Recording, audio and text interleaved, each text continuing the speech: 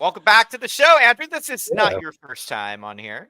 yeah. Thank you. Happy to be back. Tell the people about yourself, please. Yeah, I'm Andrew Kloman. Been at AWS for about 7 years now. Um, been in the VDI market, end user computing, whatever you want to call it these days, right? For almost about 20 years now. But yeah, moved over actually to the services team to start Amazon Workspaces Core. So I've been pretty excited about this. Andrew, I was just thinking, what were current 20 years ago, what were the VDI solutions back then? I was just kind of thinking that's Yeah, kind of crazy. I That's mean, good.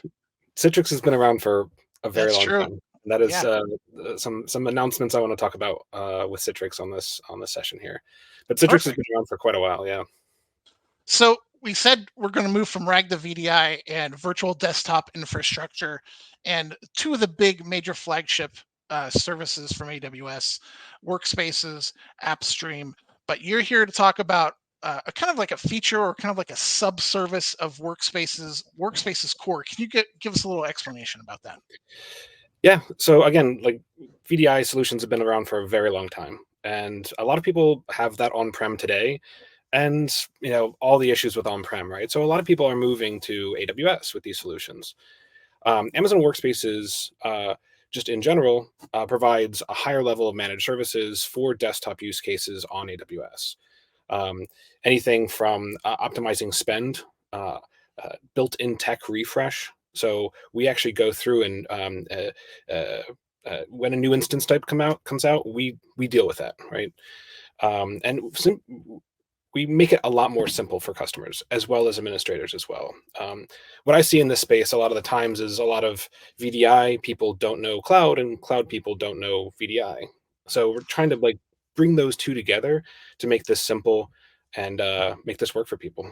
Yeah, because most of the time there's a VDI team, that's all they do. And then there's the cloud team, that's all they do. And they usually don't, I mean, there's even a VMware team, a server VMware team, and then a server, like a VDI VMware team that they hardly ever talk. So I can totally see what you're trying to do there. Yeah. Yep. So yeah, Amazon Workspaces Core is really intended for partners like Citrix, who we're going to be talking about today. We have a handful of other partners with Horizon 8, WorkSpot, LeoStream that can make use of Amazon Workspaces Core today. And it's really a solution for partners or for builders. If you want to build your own VDI solution, you're welcome to. But for really to build on top of the capabilities that we have from an infrastructure perspective on the desktop there. What these partner solutions really do is what their really differentiators are their client protocols that they've been working on for a very long time, right? And very very small little tiny optimizations, but it's like um, this whole world of stuff in the protocol world that really gets really small little tiny things that actually can really run a business feature set wise. This also allows for hybrid capabilities. Um, yeah, there's a lot of there's tons of benefits there. One of the other things too, and I'll show you this in some of the demo, is you really from an end user's perspective, you may not even know if you're going from on-prem and now launching a desktop in AWS. Um, so that's a simple migration for customers as well. Just to bring it like a little bit further back before we get into the nitty gritty details, so to speak. We actually heard some about other features in VDI or end user computing last week too, with your buddy Manav. Manav was here talking about AppStream. And just in general, though, when people who maybe never heard of VDI or Yeah. they're probably familiar with the fact that yes, desktops can run in the cloud or somewhere else, right? That's not in my laptop, so to speak, right? It's a networked instance that I can connect to. But why do companies do this? What are Yeah. some of the reasons people use VDI? Could we talk about that first? I'm sorry to bring it Yeah, no, so back totally. to the basics for you, Andrew, but It's one of those things, right? Like if you go to a bar and you're sitting there and someone starts chatting you up, they're like, "Oh, what do you do?" And I could be very complicated about what I do, or I could say something very simple, right? So, and especially if someone's not familiar in tech or whatever it may be, right? Yeah. So, my explanation is I help businesses have their employees work from home. And that's the real big thing over especially the last handful of years is the ability to work from home or really work from anywhere, right? Yeah. And then there's always a conversation around that, right? So that's, Right. you know, the bar chatter starts from there, whatever. But to get into even more details around that, maybe you're working from home, maybe you are working in the office. There are efficiencies here around security, Right. just cost savings from a thin client endpoint perspective. Yeah, you might be accessing data that's very privileged or very secure, and it needs to be accessed in a certain way. And so you set up, a desktop in Workspaces that has those special, security settings and can be monitored and things like that. Yep. Maybe you're using heavily intensive compute for one of the programs that you have to use in your day-to-day job. Like last time we Exactly. talked about, game studios, for example, right? Are you going to buy every employee you have a high-powered, developer or designer laptop or desktop, or will you utilize something like VDI and AWS to drive that through cloud compute? Yeah, exactly. Lots of things to choose from. I'll actually show some of that in my demo as well. So kind of cool We had a stuff. question from chat, by the way. Sorry, I keep Yeah. interrupting you, Andrew, but we had so leading into that, why I asked that initial workup.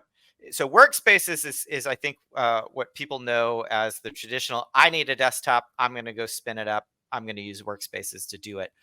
What's the difference between? And there might be more to it than that. I simplified it, so please correct me. What's the difference between Workspaces and Workspaces Core? Yeah. Workspaces Core is for builders, where Workspaces by itself is really an end-to-end solution. You put a credit card down on an AWS account, and you've got desktops. Super simple. If you want to have the ability to use your existing VDI vendors or the differentiated features that these partners have, go with Amazon Workspaces Core. And in an ideal situation, you might not even know that you're using Amazon Workspaces Core. Everything, even from an admin perspective and a customer perspective, you can do that in an ideal situation all throughout a partner's configuration of the service. So the big difference is really the use case. This is meant for partner solutions or for builders. Yeah, Andrew, we were talking about over the last 20 years, we've talked about the different segmented teams, and especially the VDI team. They've been trained on the particular solution that their company went with, whether that was Citrix or VMware. And for large organizations, it's been a big investment to get the people trained on how to use that. It's also the hardware investment as well. And it sounds like Workspaces Core can allow the team and the organization to keep that initial investment on kind of what you were saying, the little bells and whistles of what they like about that software, but also burst into the cloud. Exactly. Yeah. Exactly. Cool. Yeah, that sounds great. Yeah, I'd like to see a demo. Can we see some of this in action? Yeah, absolutely. Yeah. Yeah. Let me actually, if I could, jump back over here. I do want to talk about this announcement that came out. So 2 days ago, Citrix. Actually, I have some background audio here. Let me kill this real quick. Jump around there. So 2 days ago, Citrix actually announced Citrix DaaS for Amazon Workspaces Core in preview. So anyone that does have a Citrix Cloud account, you now have access to Amazon Workspaces Core and deploying desktops on AWS. So check out this blog, definitely. It's super simple to get started. Again, cost savings, simplified cloud management around this, and just a better together story between Citrix and Amazon Workspaces Core. So really happy about the launch announcement that happened just the other day. But yeah, so what does that look like from a end user's perspective? I'll start there first, right? Just for time, I already logged into the Citrix Workspace web console here. So a user would just come into this, log in. You can use multiple different types of authentication solutions to get in there. And Andrew, I'll stop you really quick. So what has already happened, an admin has set up a pool of resources of VDI machines and assigned that user that you're logged in as to a particular pool. So when you log in, you get a machine that has been taken from that pool, which has typically been on-prem to a bunch of hosts or whatnot. So is that right? All right. Yeah, Continue. yeah. From an end user's perspective, again, they might not know the difference at all, right? Yeah. They go into this interface that they're familiar with and they use every day, and they just click on that desktop. But you're absolutely right. There's a whole piece that an admin would do to configure and set up this environment. And I'll get into that part of the demo as well. Cool. From an end user's perspective, though, it's going to be like there's no change whatsoever. When you get into the desktop itself, like I'm running this NVIDIA Tesla T4 benchmark. I'm doing benchmarking on that card there. This is my Windows 11 desktop here. You actually get out of full screen mode, and you can kind of see that this is a Windows 10 desktop here. But just running this benchmarking tool, I'm able to do whatever software that I need to run, including super high-end graphics machines, right? So we have hourly and monthly options for these desktops. So there's a cost, right, to have your own graphics card at home. We also have that in an hourly fashion in desktop world here. So if you do need to do high-end video graphics, gaming, any of that kind of capability, you're able to grab a desktop from us, use that NVIDIA card, and be able to play the game you want to play, or maybe who knows what it is, right? Any 3D application there for that card. Or even editing 4K video sometimes. You kind of need a good card for that. Yeah. Andrew, how do I actually get added to your Citrix account? That you pay for my desktop? Just kidding. Yeah, so you'll have to talk to corporate IT about that one. All right, fine, okay. Yeah. I'll open another ticket. So earlier when I said about kind of like the admin setting these up, and I was talking about those pools that they create. Typically, they would have a pool of so many hosts on-prem, but it sounds like WorkSpaces Core is going to be able to plug into that and just add a new option for a pool, which happens to be in AWS. Am I oversimplifying that, or is that kind of how it works? That's really truly it. It's actually very simple. Okay. So let me get into more of the admin experience then, right? So, having foundational AWS stuff is always important, right? Your subnets, your VPCs, security groups, all that kind of good stuff, right? We a handful of years ago, from a team of really great people here at AWS, set up a CloudFormation script that actually will go through and deploy this whole architecture out for you, kind of the foundational base level stuff that you need from an admin perspective, right? What you need. Active Directory, NAT gateway, Citrix Cloud connectors into availability zones, and then the Citrix VDA or virtual desktop agent. Actually, that lives inside of Amazon Workspaces core provided desktops. So check out this CloudFormation. It'll get you started. Great for POCs, and even like adopt it for your own use cases for production. What you will need for that first is API access into Citrix Cloud. So I already logged into this environment again just for time, but identity access management in Citrix Cloud here, you can get API access keys, use those for that CloudFormation, and it will actually create you a resource location in here as well, so that you can associate those desktops to that resource location there. Again, saying this is super easy, right? So we're talking about 1, 2, 3, 4, 5 steps to get started. We create that resource location, and in this case, with that CloudFormation, it's already created for you. You go in and connect an AWS account to this service. You associate a directory, you import an image, and then you deliver the desktops to users.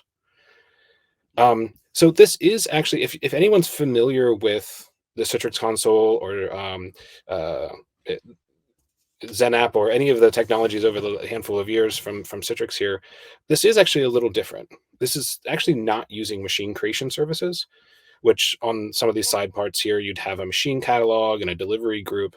This is actually something special. We're actually using API directly from Citrix Cloud into Amazon Workspaces core and really making this simple for everyone, right? So how you initially get that up and running, again, is connect that account. We actually have a really nice little CloudFormation template here to actually create the assume role, the role and permissions and the trust that's needed to have that communication. So you set that up, You pick your region. You pick this is bring your own license. So Windows 10, Windows 11 support today.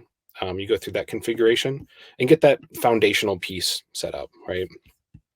We do require Active Directory today, so you just make that association, that registration, so that Citrix is aware of that directory. You import your image. There's Windows 10, Windows 11. I've got a graphics image here. When you actually go through this import process, you can do things like make use of our Windows Office Pro Plus option there, and then also the graphics option here too. So really simple to just walk through that once you have that in an EC2 AMI. And then going into deployments, I'll show you the desktop that I actually was just showing you here. Let's see, this graphics one here. You can see that this is active. I have a directory connection. I'm using this image. It's a graphics bundle that we have here.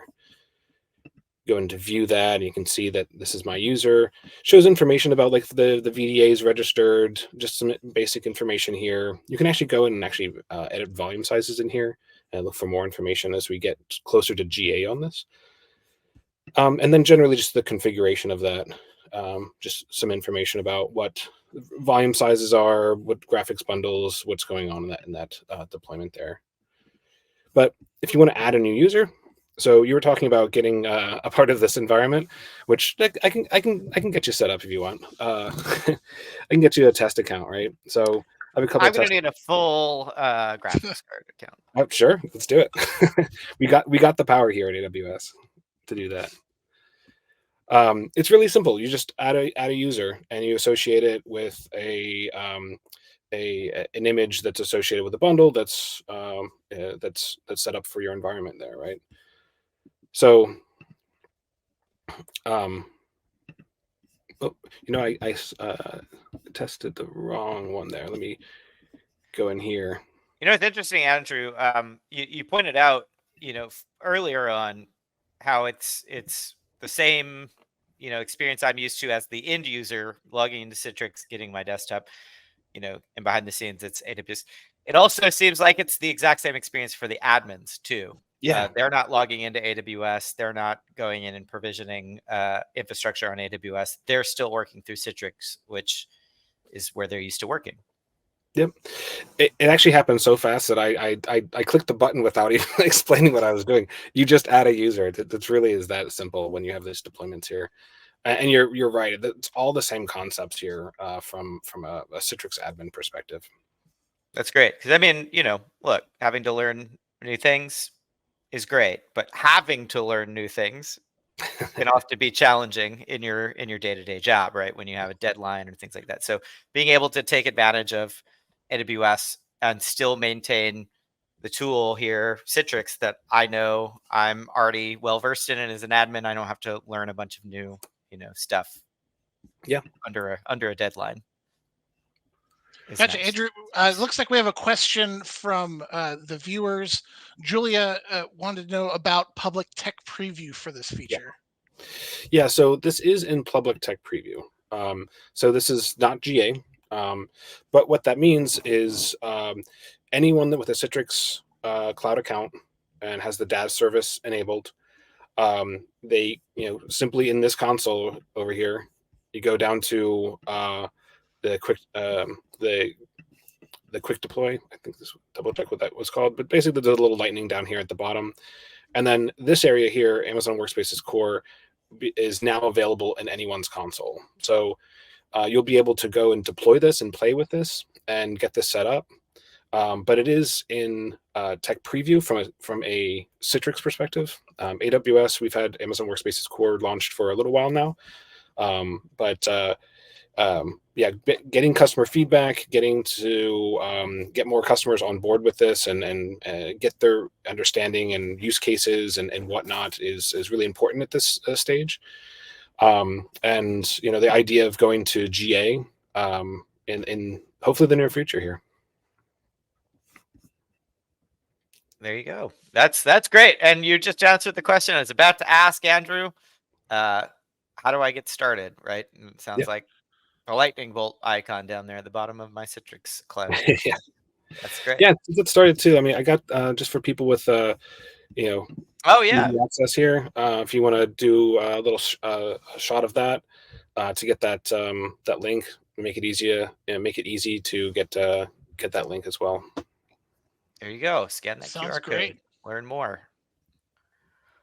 Cool, Andrew. Any last pieces of advice to anybody interested in this as we wrap up the segment? No, I mean the big thing here is that yeah, I really do think that AWS is the best place to run your desktop workloads, and having this partnership with Citrix really shows that. I love it. I love it. Well, thank you as always for joining us. Time is truly a flat circle, as they say, because you will be on here again. You've been on here I'll be back. before. You're on here currently. All times converge into one space-time. All right. Wonderful. Thanks for joining us, Andrew. Thank you.